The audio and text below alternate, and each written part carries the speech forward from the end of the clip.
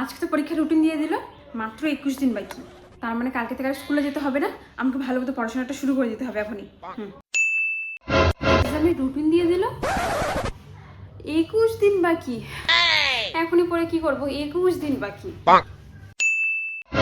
না, এইভাবে পড়লে হবে না, একটা টাইম সেট করে নিতে হবে যে এই টাইমে এটা পড়বো, এই টাইমে ওটা পড়বো, তাহলে ভালো মতো পড়াটা হবে। হ্যাঁ, 4টা থেকে শুরু যদি হয়, ভোর 4টা, ভোর 4টা থেকে ইতিহাস, ভূগোল। হ্যাঁ, এই হ্যালো, এই আমাদের এই সেমিস্টারে কটা সাবজেক্ট রয়েছে রে?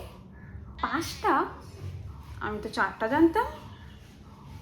ও, কি সাবজেক্ট আছে? ও মা, তোমাকে একটা কথা বলার ছিল, তুমি না টিভিটা লাইন কেটে দাও, কারণ দেখো বাড়িতে টিভি থাকলে না আমার টিভি দেখতে মন চাইবে। কদিন পরে তো পরীক্ষা, এখন আমার একদম হবে না, টিভিটা বন্ধ করে দাও। হ্যাঁ। ও মা, ও মা, তোমাকে একটা কথা বলার ছিল, আমার না রিচার্জ শেষ, একটু রিচার্জটা করিয়ে দাও না।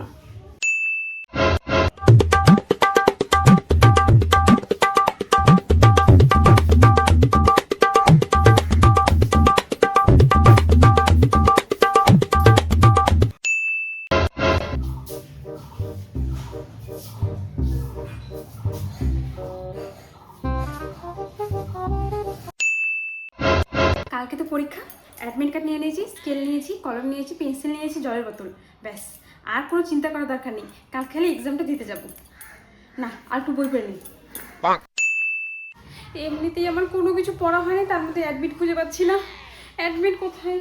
ও মামা, অ্যাডমিট কোথায়?